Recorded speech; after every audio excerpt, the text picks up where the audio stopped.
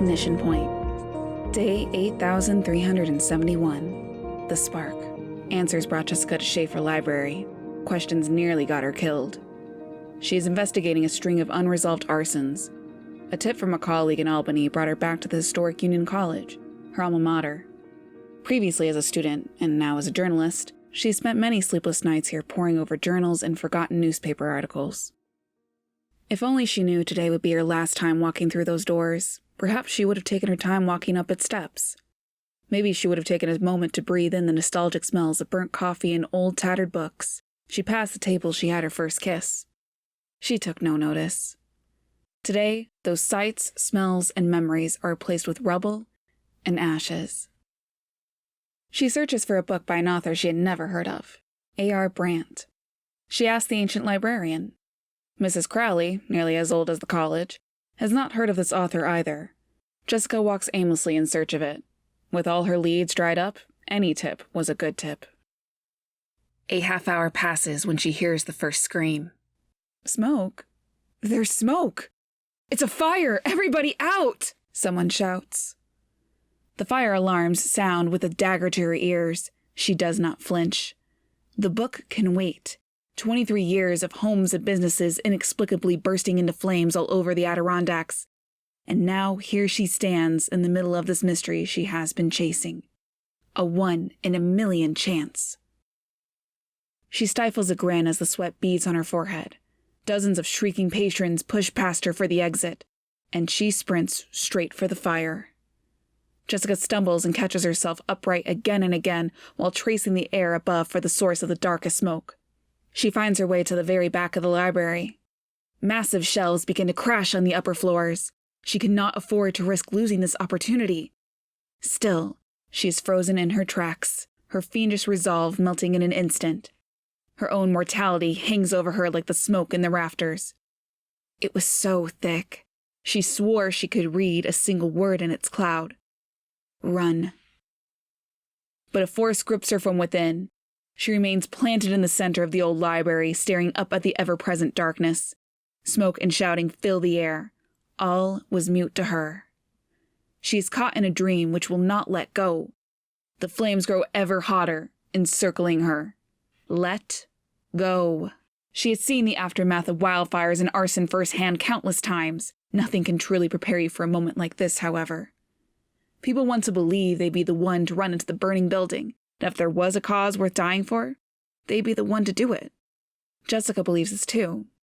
So, why freeze? People yell at her to run. Not yet. Her thoughts become frantic.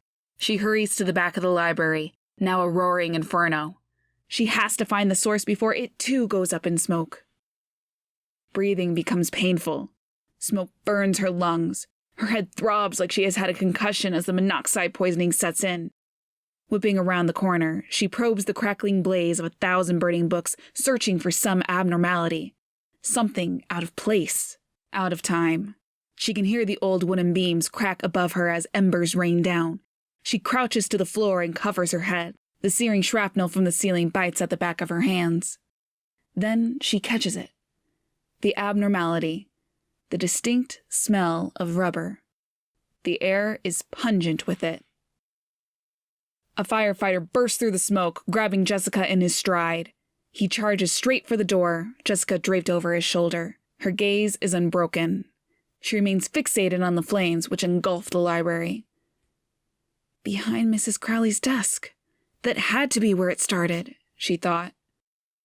Outside, the firefighter sets her down on a cot as it is rolled out of an ambulance. The tepid air feels frigid against her scorched skin. Some probie fresh from the academy scolds her for a brief moment, but Jessica does not listen. Everything outside the library is mute to her. She remains acutely attuned to the crashing of the shelves and rafters inside. A large section of the ceiling caves in. Jessica and the library groan in unison as its walls send out a plume of smoke, the library's dying breath. A piece of her goes up lost forever in the soot. Her and the other bystanders are enveloped in its darkness. This time, rather than a word, she finds a question mark. A paramedic speaks with her. A mask is brought to her, pumping oxygen through it. Jessica waves it off while stifling a cough. "What were you thinking?" says the paramedic, almost motherly. Jessica takes a long time to answer. Not much, I suppose. The paramedic takes out her small flashlight. Jessica, still withdrawn in her mind, does not notice the paramedic examining her eyes. She gets up abruptly, thanks the paramedic, gets in her car, and heads home. All the while, she recounts the events which had transpired. The tip from her colleague, the steps of the library, the missing book, the fire, the smell of rubber. She finds herself sitting at the edge of her bed in an instant. The drive back up to Saratoga was a blur as her mind flitted off to a distant place. The smell of smoke on her clothes and in her hair becomes difficult to ignore. The soot, now white, flaked off of her onto the comforter. How annoying. She knows she had to rewash these now. She remains sitting there, staring, consumed by the oddest sense of déjà vu.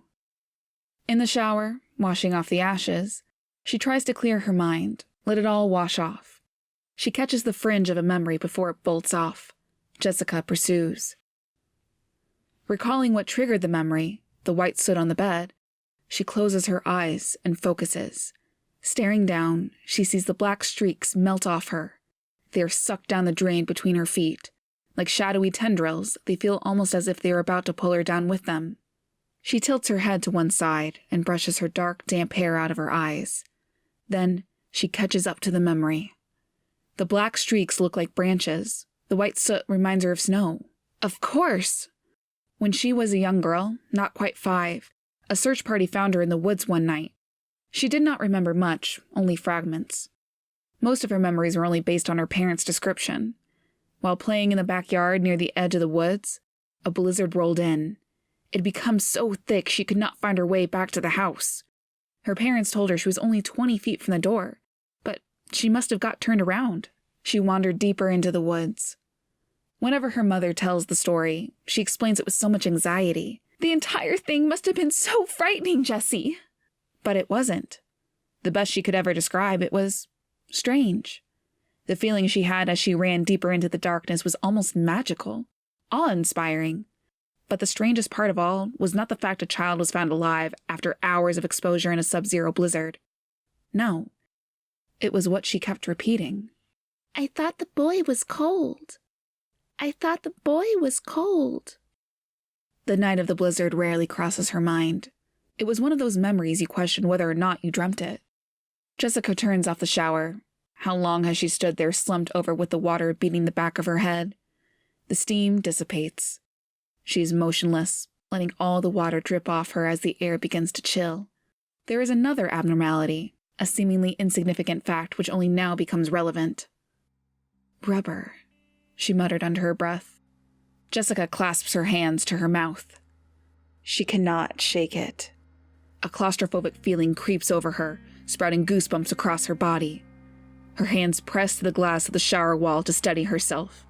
She wipes the fog clear in one spot and looks through the window she made. Now she can see clearly, but more fog lingers in the air. I smell burning rubber the night of the blizzard.